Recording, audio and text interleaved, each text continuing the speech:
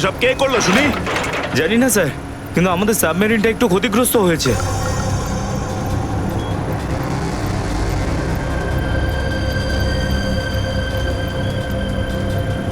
গ্যালারে navy এসে গেছে, ওদের জাহাজ আর কামান দেখা যাচ্ছে। কি? কি না? হ্যাঁ, নেভির এত সামনে চলে এলে তোমাদের মরার এত শখ। কিন্তু স্যার এখন কি করব? কি আর করবে, কেটে পড়ো এখান থেকে।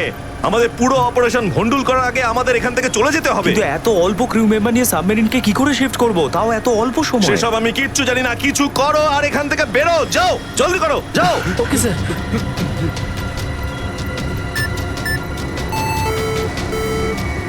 ডেকের ওপর আমাদের আরো লোক দরকার।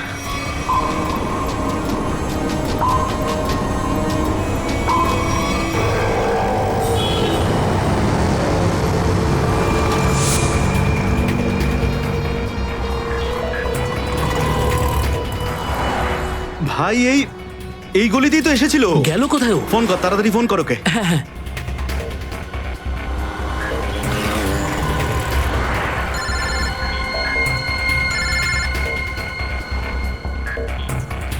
কেটে দিচ্ছে। হ্যাঁ, ফোন কেটে দিচ্ছে। আরেকবার চেষ্টা কর, আরেকবার ফোন কর। একে তো কি হয়েছে টনি?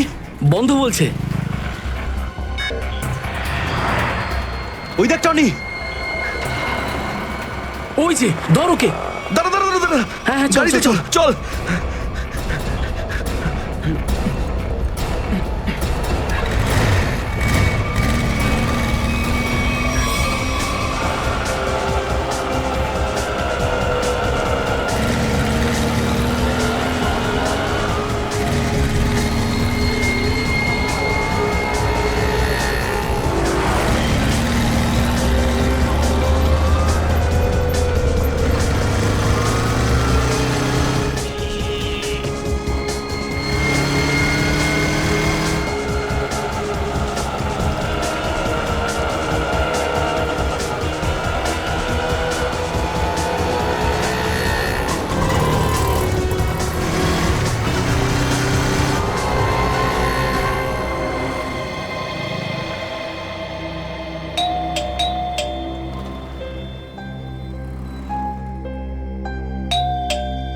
অনন্যা, লাইট তো জ্বলছে, তার মানে অনন্যা বাড়িতেই রয়েছে, কিন্তু দরজাটা খুলছে না কেন? অনন্যা, অনন্যা,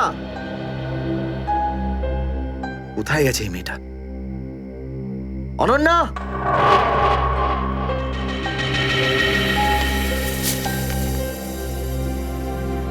আমি আজকে কিছু জানতে পেরেছি। আমি তোকে আর বিরক্ত করতে চাই না। তুই অনেক কিছু করেছিস আমার জন্য, এতদিন আমার দায়িত্ব নিয়েছিস। এবার আমি চলে যাচ্ছি, তুই নিজের খেয়াল রাখিস। অনন্যা, ও মাই গড, এটা কি করলো এই মেয়েটা? কোথায় খুঁজবো আমি ওকে এবার? কোথায়? অনন্যা, অনন্যা, অনন্যা, আমার বোন অনন্যা। হ্যালো, আগে হ্যাঁ, আপনার 9টার সময় অ্যাপয়েন্টমেন্ট কনফার্ম আছে। আপনি প্লিজ পেশেন্টকে নিয়ে চলে আসুন।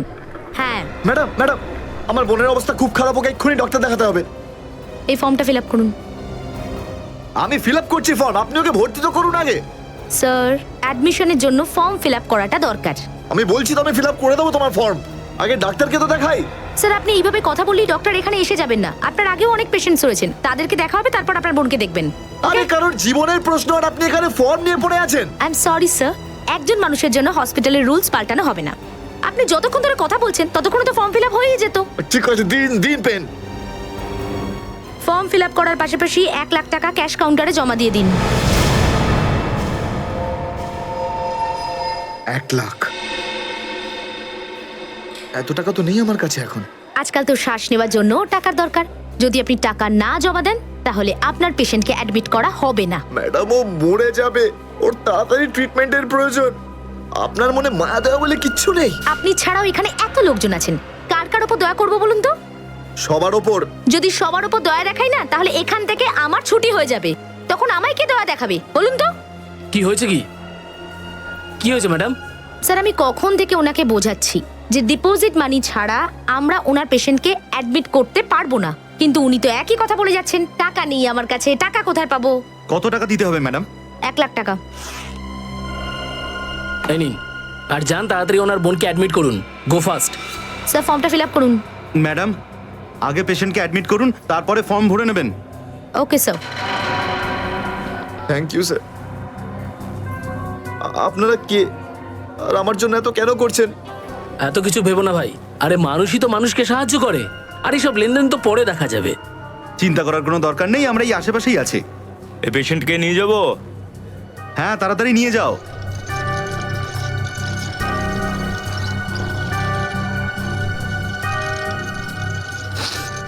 আমি আসছি এক্ষুনি। হ্যাঁ যাও।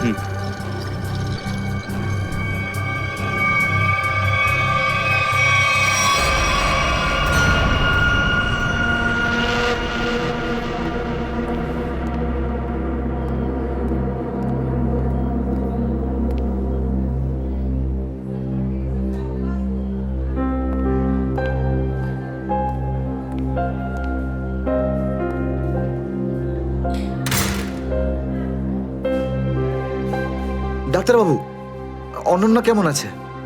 সমস্ত রিপোর্ট ঠিক রয়েছে তো? আপনি চুপ করে আছেন কেন? মিস্টার সিদ্ধার্থ, আপনার বোনের ক্যান্সার আবার ছড়িয়েছে। কি? এটা কি করে সম্ভব ডাক্তারবাবু?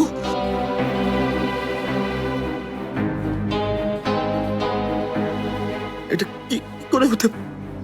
সিদ্ধার্থ, এরকমটাই হয়েছে। কিন্তু অনন্যা তো ঠিকই ছিল, তাই না? ওর সমস্ত রিপোর্ট বলছিল যে ওর আর কোনো বিপদ নেই, আর আপনি বলছেন যে আবার? না ডাক্তারবাবু, এটা হতে পারে না। এমনটাই হয়েছে। গত 3 বছর ধরেও বিপদমুক্ত ছিল, কিন্তু এইবার রোগ অনেক বেশি ছড়িয়েছে। খারাপ কিছু ঘটেও যেতে পারে। আপনি কি বলতে চাইছেন ডাক্তারবাবু? এটাই যে তোমার বোন অল্প কয়েকদিনই বাঁচবে। না ডাক্তারবাবু, এরকম বলবেন? ডাক্তারবাবু, ওর জন্য কিছু করুন না ডাক্তারবাবু, কিছু করুন আমার বোনের জন্য প্লিজ। এক্সপেরিমেন্টাল ট্রায়াল আছে, হয়তো এতে ওর প্রাণ বেঁচেও যেতে পারে। হ্যাঁ, তো করুন না এক্সপেরিমেন্ট। আমি কখন আটকালাম? প্লিজ করুন। কিন্তু এই ট্রিটমেন্টে অনেক খরচা হবে। কত? কম করে প্রায় 15 লাখ টাকা।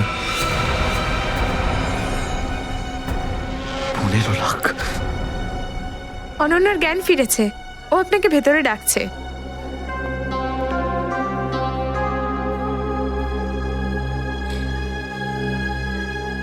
আপনি অনন্যার চিকিৎসার ব্যবস্থা করুন, আমি টাকা পয়সার ব্যবস্থা করবই, by hook or by crook, কিন্তু আপনি প্লিজ ওর চিকিৎসা করুন। তাড়াতাড়ি করো, কারণ আমাদের হাতে সময় বেশি নেই।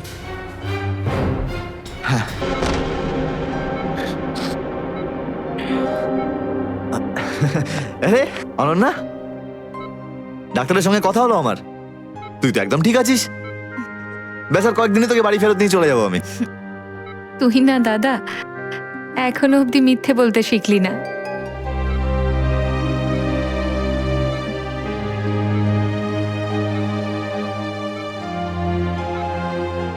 আমরা আগের বার ক্যান্সারকে হারিয়েছিলাম, আর এবারেও ক্যান্সার হারবে আমাদের থেকে। তুই তুই বাঁচবি অনন্যা। দাদা, যদি আমার ভাগ্যে বাঁচা থাকতো না, তাহলে 2 বার ক্যান্সার হতো না আমার। দাদা, আমার কথাটা শোন, তুই নিজের সমস্ত সুখ আমার জন্য এভাবে ত্যাগ করিস না দাদা। তুই আমায় ভুলে যা দাদা, এবারে নিজে ভালোভাবে বাঁচ। আমার সব খুশি তো তুই অনন্যা, তুই। তোকে যে কোনো ভাবে আমি বাঁচিয়ে ফিরবই, তুই মনের জোর হারাবি না কিন্তু। তুই এত ভালো কেন রে দাদা, কেন এত ভালো? যদি আরো কিছু বছর তোর সাথে বাঁচতে পারতাম আমি। আমার ভাগ্যটাই খারাপ দাদা, তুই আমার জন্য কত কিছু করেছিস, সব সময় তুই আমার কথাই ভেবেছিস। তাই তো নিজের সব টাকা আমার উপর খরচা করে ফেলেছিস, নিজের চাকরিটার পর্যন্ত বেহাল অবস্থা করেছিস। এখন কি নিজের প্রাণ দিয়ে তুই আমায় বাঁচাবি?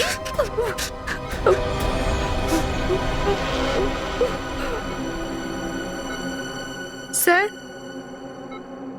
আপনি প্লিজ বাইরে যান, ওনাকে রেস্ট নিতে দিন। তুই যা দাদা।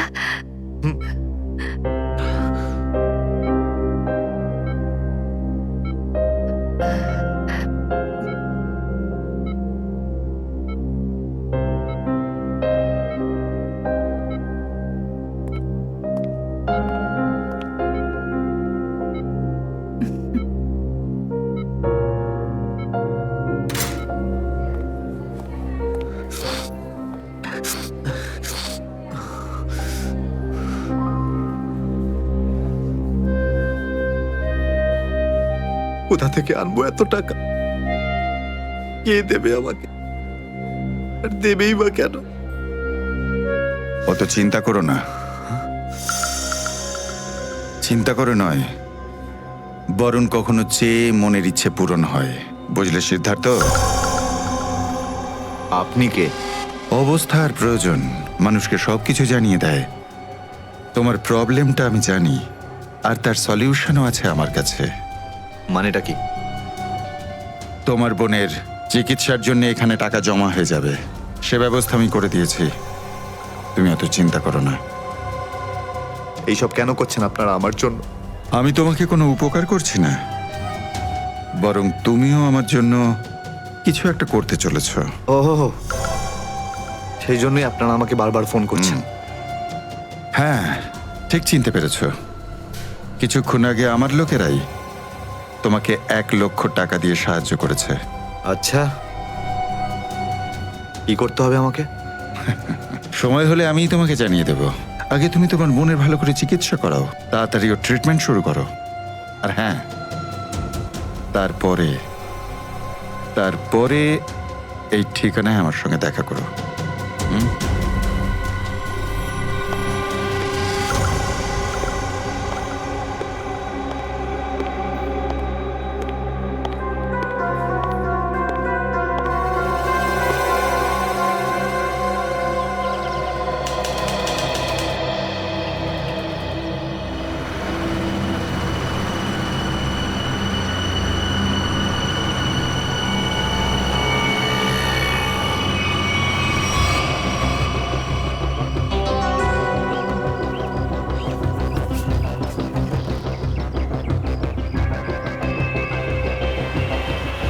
স্যার, ওর কাছে দাঁড়াবো?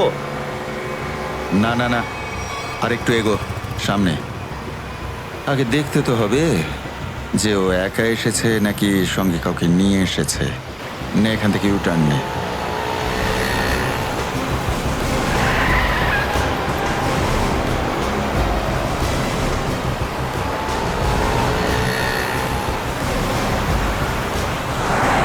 মনে হচ্ছে সঙ্গে আর কেউ নেই।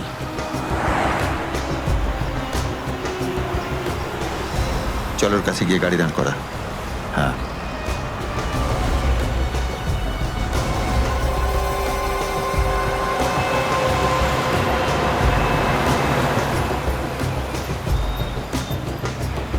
এসো, ভেতরে চলে এসো, তাড়াতাড়ি তাড়াতাড়ি।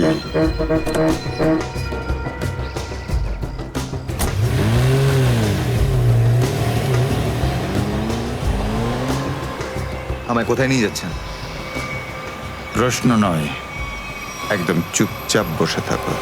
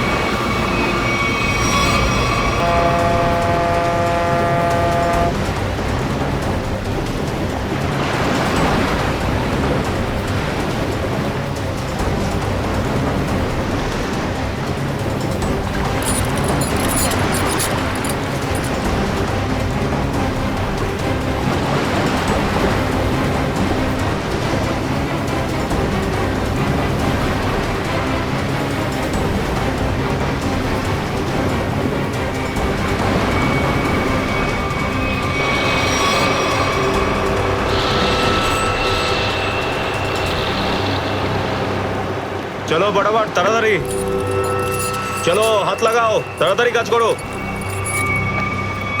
দে, জলদি জলদি। এইটুকু কম কাজ করতে কি সারা রাত লাগাবি নাকি? চল আফসার, তাড়াতাড়ি। আরে তাড়াতাড়ি কর। চলো ফটাফট তাড়াতাড়ি। কর। আরে চল চল চল, বের করো। তাড়াতাড়ি কর। আরে তাড়াতাড়ি। আরে পাগল, কি করলি তুই? সরি স্যার, হাত থেকে ফসকে গেছে স্যার, ওই তাড়াতাড়ি করছিলাম তাই। তোর এই গাধামোর জন্য আমার কোটি টাকার মাল জলে চলে গেল। আরে এই কেন রে? Sir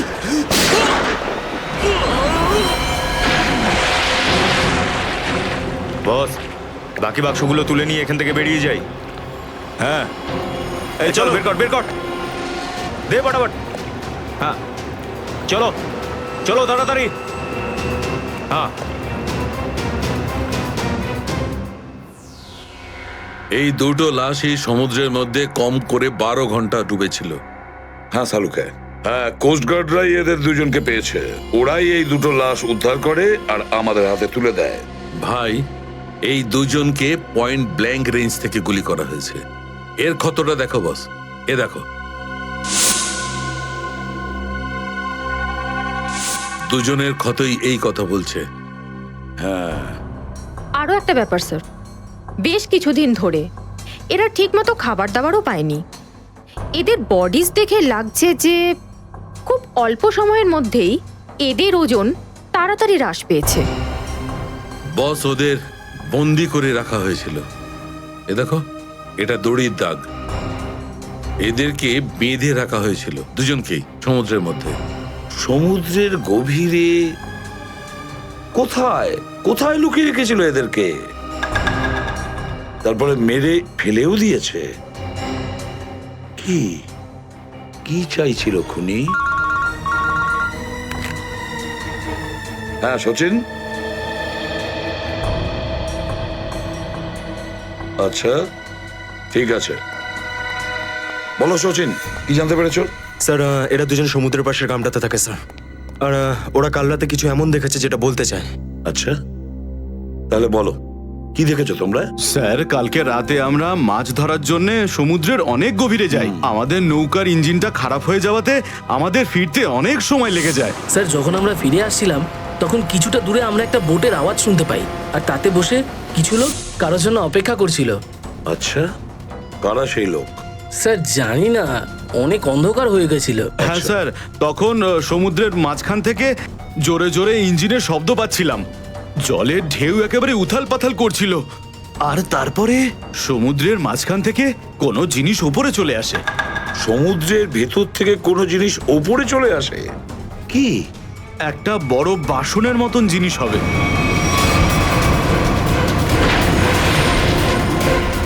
submarine, ডুবোজাহাজ? হ্যাঁ হ্যাঁ, ডুবোজাহাজ। আর ওই বোটটা যখন ডুবোজাহাজের পাশে যায়, আর তখন ওখানে কিছু লোক কাজ করছিল স্যার। কি কাজ করছিল? জানি না স্যার, অনেক রাত হয়ে গেছিল তো দেখতে পাইনি। তখনই আমরা গুলি চলার শব্দ শুনতে পাই। গুলি চালানোর শব্দ? কটা গুলি চলেছে? দুটো গুলি স্যার। ও, দুটো গুলি চলেছে। আর আমরা দুটো লাশও পেয়েছি। আর আমরা ওখান থেকে ভয় পেয়ে পালিয়ে যাই স্যার। স্যার, একটা কথা বুঝতে পারলাম না, সমুদ্রের মাঝামাঝি এই সাবমেরিন কি করছিল? সেটাই তো। আর ওই বোটটায় তাহলে হচ্ছিল কি? স্যার, হ্যাঁ Pankaj? Sir, missing person bureau থেকে দুজন ভিক্টিমের ডিটেলস পাওয়া গেছে। গ্রেট। অমল, মনোজ আর দুজনেই একই দিনে নিখোঁজ হয়েছে। আর স্যার, দুজনেই মেরিন ইঞ্জিনিয়ার্স। হ্যাঁ সেটাই তো, মেরিন ইঞ্জিনিয়ার। সচিন, এটা কোনো কোইন্সিডেন্ট নয়, কোনো সংযোগ নয়। কারণ মেরিন ইঞ্জিনিয়ার্সরা অনেক কিছু কাজ করে সাবমেরিনে, ডুবোজাহাজে। এটা কোনো কাকতালীয় নয়। আর স্যার, ইন্ডিয়ান ওয়াটারে এই ডুবোজাহাজ আসলে কি করছিল? কিছু না কিছু গোলমাল তো আছে, খুব বড় রকমের গোলমাল আছে, খুব বড় রকমের গোলমাল। খোঁজ নিতে হবে ওই ডুবোজাহাজের ব্যাপারে।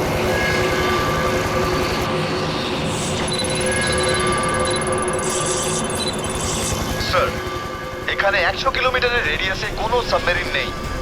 মাছওয়ালারা কি এই লোকেশনটাই বলেছিল? মনে হচ্ছে ওই সাবমেরিন আমাদের থেকে অনেক দূরে চলে গেছে। একটা রক সাবমেরিন ইন্ডিয়ান ওয়াটারে? বিশ্বাসই হচ্ছে না। কিন্তু এটাই সত্যি। কিন্তু ওরা করছিলটা কি? এটাই তো খোঁজ নিতে হবে।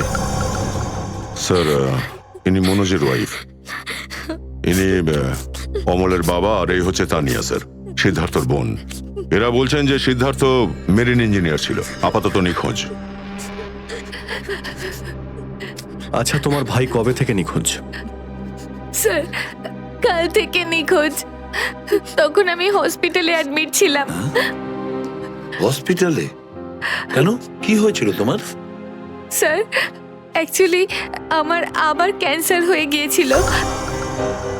ছিল? ক্যান্সার হয়েছিল দ্বিতীয়বারে? স্যার, ডক্টর বলছিলেন আমার ক্যান্সার আবার অ্যাগ্রিভেট হয়ে গেছে, কিন্তু আজ সকালে টেস্ট করে জানা গেল আমার ক্যান্সার নয়, আমি একদম সুস্থ। কি, ক্যান্সার উধাও হয়ে গেল? হ্যাঁ স্যার, আর এই খবরটা দেওয়ার জন্যই দাদাকে ফোন করেছিলাম, কিন্তু ওর ফোন নট রিচেবল আসছিল। আমি ভেবেছিলাম হয়তো বাড়িতে আছে, তাই আমি তাড়াতাড়ি বাড়িতে চলে এলাম। সব রুমে খুঁজলাম স্যার, কিন্তু কোথাও আমার দাদা নেই। ভাবলাম হয়তো আশেপাশে কারোর বাড়ি গেছে। সব জায়গায় খোঁজ করলাম, কেউ কিচ্ছু বলতে পারলো না ওর ব্যাপারে। আপনি নিজেকে সামলান, খুব তাড়াতাড়ি আপনি দাদাকে পেয়ে যাবেন। আচ্ছা, মনোজ আর অমল কিভাবে নিখোঁজ হলো? স্যার, অমলের সেই সময় চাকরি ছিল না। গত মাসের 7 তারিখে ও বলল যে ও নাকি একটা চাকরি পেয়েছে, আর 3 দিন পর যখন ও ইন্টারভিউর জন্য গেল তো ফিরে আসলো না আর। কোন কোম্পানিতে জব পেয়েছিল? স্যার, সেটা তো জানি না, কিন্তু অমল বলেছিল যে কোনো রিক্রুটিং এজেন্সি আছে, তাদের সোর্সেই এই কাজটা পেয়েছে, আর ইন্টারভিউ সমস্ত ব্যাপারটা জানা যাবে। স্যার, স্যার মনোজ আমাকে এটাই বলেছিল যে কোনো একটা রিক্রুটমেন্ট এজেন্সি আছে যারা জবের এগ্রিমেন্ট করেছে। বেনামি রিক্রুটমেন্ট এজেন্সি, লোকেদের চাকরির লোভ দেখিয়ে মেরিন ইঞ্জিনিয়ারদের কিডন্যাপ করছে এরা। মেরিন ইঞ্জিনিয়ারদের দেখুন, আপনাদের সঙ্গে যা কিছু হয়েছে সেজন্য আমরা খুবই দুঃখিত। আমাদের চেষ্টার কোনো ত্রুটি রাখছি না ওই অপরাধীদের ধরার জন্য। আপনারা নিজেদের বাড়িতে চলে যান, কেমন? পুরবি, এনাদের ছেড়ে দিয়ে এসো। যান, চলুন।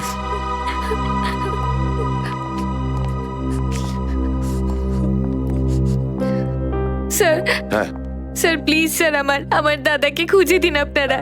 ও ছাড়া আমার আর কেউ নেই স্যার, আমার আর কেউ নেই। দেখো মা, চিন্তা করুন না, তোমার ভাইকে আমরা খুঁজে দেবো, আমরা কথা দিচ্ছি। যাও স্যার, পারবেন তো আপনারা? আসুন। Thank you sir.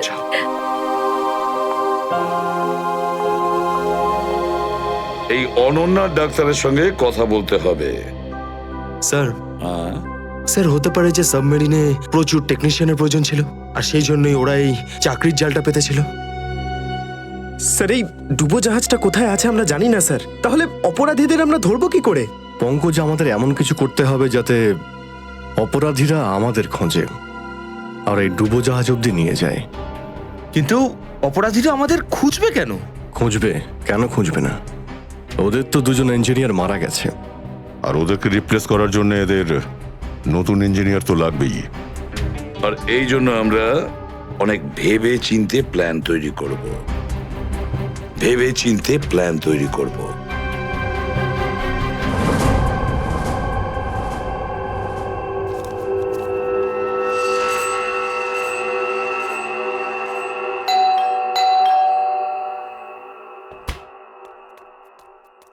মনে হচ্ছে এসে গেছে।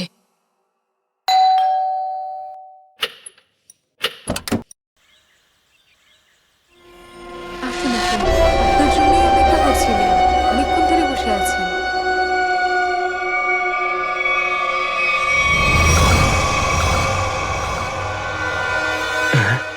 আসুন না, আসুন ভেতরে। অশোক আপনার জন্যই ওয়েট করছিল। Good morning sir, good morning, welcome welcome. Please have a seat sir, বসুন বসুন। আমি আপনাদের জন্য চা নিয়ে হ্যাঁ আসছি। ঠিক আছে। নো থ্যাঙ্কস, আমি চা খাই না।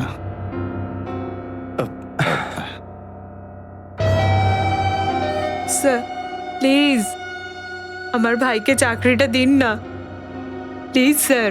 আমাদের অনেক ধার রয়ে গেছে, জানি না আমরা কিভাবে সেটা শোধ করব। দিদি দিদি, এক মিনিট এক মিনিট। আরে আমাদের তো আগে কথা বলতে দাও প্লিজ। তুমি এসো, তুমি আমার জন্য চা করে নিয়ে এসো, যাও প্লিজ প্লিজ।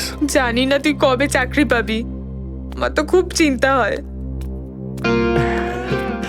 সরি স্যার, ওই আমার দিদি আসলে একটু আমার চাকরি নিয়ে খুব টেনশনে আছে আর কি। ওনার একটু আসলে টাকা নিয়ে ওনার একটু নিশ্চয়ই বুঝতে পেরেছেন। হয় এরকম, আসলে টাকা জিনিসটাই এরকম। তাহলে স্যার আমার এই চাকরিটা পাকা ধরে নেবো স্যার? দেখা যাক, তার আগে তোমাকে কিছু প্রশ্ন করতে চাই। যা জিজ্ঞেস করার জিজ্ঞেস করতে পারেন, আমি রেডি স্যার। কিন্তু স্যার স্যার প্লিজ স্যার, এই চাকরিটা আমাকে আপনি দিয়ে দিন প্লিজ স্যার। অ্যাকচুয়ালি স্যার আসলে আমাদের টাকার খুব প্রয়োজন স্যার। Sir please sir. খুবই এক্সাইটেড দেখছি আপনি এই চাকরিটা নিয়ে। সে তো একদমই স্যার। আসলে স্যার আমি আগে ওই গভর্নমেন্ট জব করতাম স্যার। স্যার ওই গভর্নমেন্ট জবে প্রমোশন আর টাকা পেতে অনেক কষ্ট করতে হয় স্যার। এই জন্যে স্যার আমি রিজাইন করে দিয়েছি। আপনার পুরো নাম আর ডেট অফ বার্থ? আমার নাম Ashok Kumar. Date of birth 10th April 1976। আর কোয়ালিফিকেশনস? মাস্টার করেছি sir, master in marine engineering from GID college. তার মানে সাবমেরিনের ইঞ্জিনের মেনটেন্যান্স আর নেভিগেশনের ব্যাপারে তো নিশ্চয়ই নলেজ আছে। Yes yes yes sir, you are right sir. তো মিস্টার অশোক, একটা কথা বলুন, আপনার এক্সপিরিয়েন্স অনুযায়ী একটা সাবমেরিনকে জলের নিচে কতটা গভীর অবধি নিয়ে যেতে পারেন? কত গভীর অবধি? স্যার সেটা তো ওটা স্যার ডিপেন্ড করে স্যার, মডেলের ওপর ডিপেন্ড করে স্যার। ওর ভেতরে গিয়ে আমি সাবমেরিন ঠিক করেছি স্যার। আর মেরিন তো অনেকটাই নিচে যায় স্যার, 400 অবধি যাই স্যার। ও হ্যাঁ, আমি আপনার স্কুলের প্রিন্সিপাল মিস্টার সুরেশের সঙ্গে কথা বলেছিলাম, আপনার খুব প্রশংসা করছিলেন। ওনার টাচে আছেন তো আপনি? প্রিন্সিপাল প্রিন্সিপাল স্যার খুব ভালো লোক স্যার। স্যার আমার প্রিন্সিপাল আমার মেন্টরও ছিল স্যার। ওনার নাম স্যার সুরেশ নয়, মহেশ ছিল স্যার। আর স্যার উনি তো 2012-এ রিটায়ার করে গেছেন। আর ওনার পরে হয়তো সুরেশবাবু এসেছেন প্রিন্সিপাল হয়ে, ওটা স্যার আমি ঠিক জানি না স্যার, সেটা আপনি নিশ্চয়ই জানবেন। ওকে মিস্টার অশোক,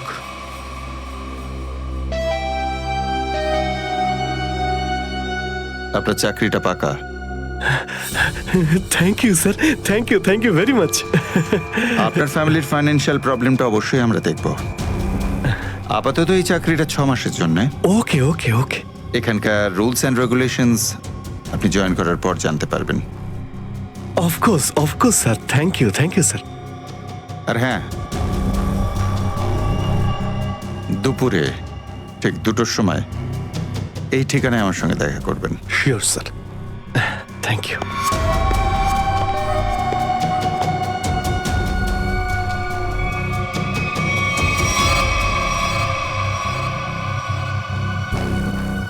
কাজ হয়ে গেছে, আরো একটা জব পাকা হয়ে গেছে আমার।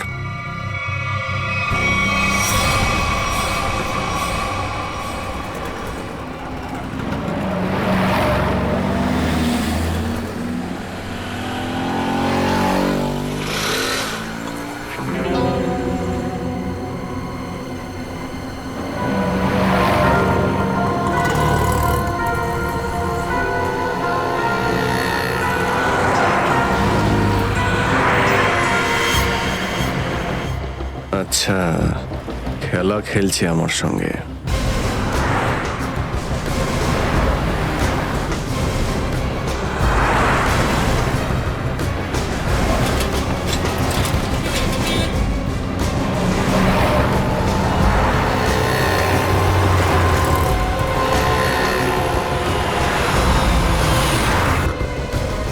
নমস্কার। হ্যাঁ ঠিক আছে, ভিতরে বস।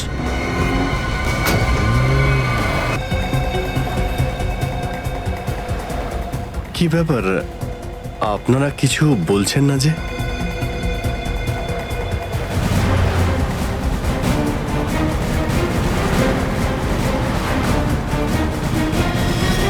আচ্ছা, আপনারা কি এদের... এই চুপ চুপ চুপ। হ্যালো, আরে ও, শ্বাস তো চলছে, হয়তো ঘুমোচ্ছে। সচিন তাড়াতাড়ি, ওরা যেন আমাদের নজরে এড়াতে না পারে।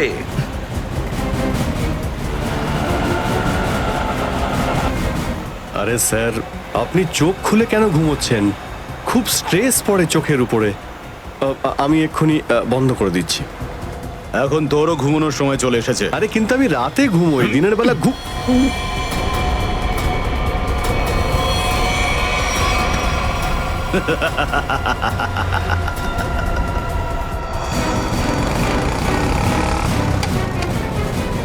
স্যার ওরা তো বেরিয়ে গেল। সচিন, কিছু একটা করো, ওই গাড়িটাকে আমাদের ফলো করতেই হবে।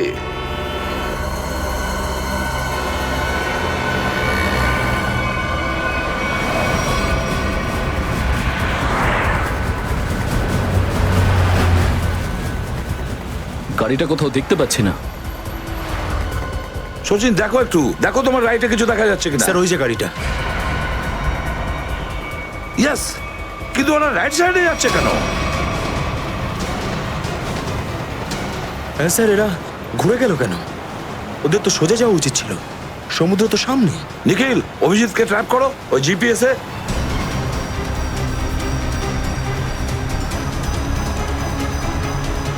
অভিজিৎ স্যারের জিপিএস ডিভাইস সিগন্যাল দিচ্ছে না, কাজই করছে না। ওভারটেক করো এই গাড়িটাকে, ওভারটেক করো। এই দাঁড়া দাঁড়া দাঁড়া দাঁড়া।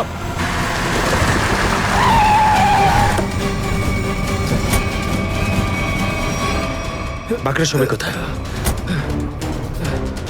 কি হয়েছে? চুপ বল, গাড়ির ভেতরে যারা ছিল তারা কোথায়? স্যার এর মধ্যে কেউ ছিল না। কেউ ছিল না মানে? দেখ, সব সত্যি সত্যি বলে ফেল, নাহলে। সত্যি বলছি স্যার, আমাকে একটা লোক বললো যে সঙ্গমনগর চৌরাস্তার মোড়ে গাড়িটা দাঁড় করিয়ে চলে যেতে। আর কি বলেছে? আর তো কিছু বলেনি। এই কাজের জন্য ও আমাকে 5,000 টাকাও দিয়েছে। ওই মেরিন অব্দি পৌঁছানোর একটাই রাস্তা ছিল, আর সেটাও বন্ধ হয়ে গেল। নিখিল, সিআইডির কোনো রাস্তা বন্ধ করা যায় না। যদি একটা রাস্তা কেউ বন্ধ করে, অন্য রাস্তা আমরা তৈরি করি।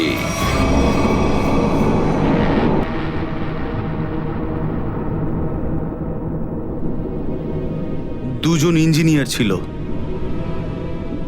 আর দুজনকেই একসঙ্গে গুলি করে মারে। কে বলতে পারে? যে কোনো দিন আমাদের নাম্বারে চলে আসতে পারে। হ্যাঁ, আমাদেরও একদিন আসবে, সমুদ্রের মাঝে আমরা ডুবে যাব, কিন্তু আমাদের ব্যাপারে কেউ কিচ্ছু জানতে পারবে না। ঠিক বলেছ, কিন্তু মৃত্যুর আগে একবার বেঁচে ওঠার চেষ্টা তো করতেই হবে না?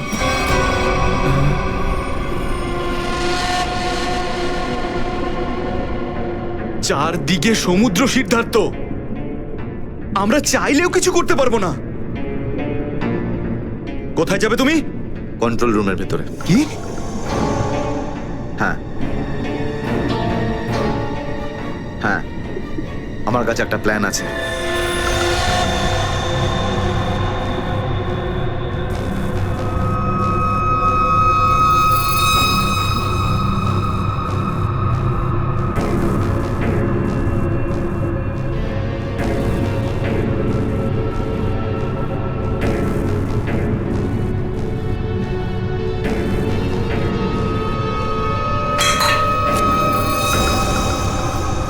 কেউ ওখানে?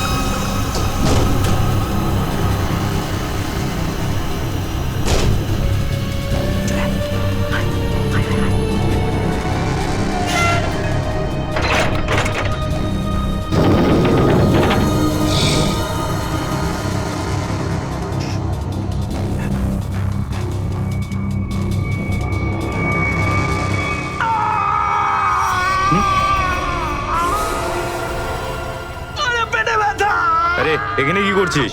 আমার পেটের ভেতরে খুব জোরে ব্যথা করছে। পেটে ব্যথা না নাটক করছিস? সত্যি বলছি, আমার পেটের ভেতরে খুব জোরে ব্যথা করছে। কিছু একটা করো প্লিজ। এই আবার কোথায় গেল? চল ঠিক আছে ঠিক আছে চল চল এদিকে চল।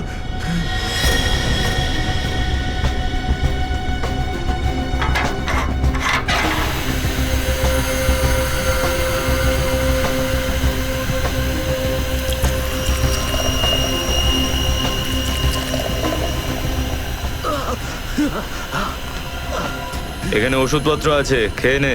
কিন্তু এখানে পেট ব্যথার ওষুধ কোনটা? আরে আমি ডাক্তার নাকি? যা খাবার খা, তারপর ঘরে চলে যা। কিন্তু আমি কি করে জানবো যে এখানে পেট ব্যথার ওষুধ কোনটা? আরে শুনুন, শুনুন না।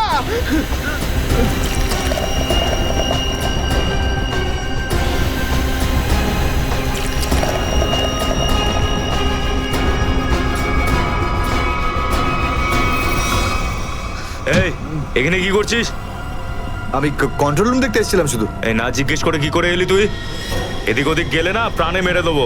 চল বেরো এখান থেকে, বেরো চল।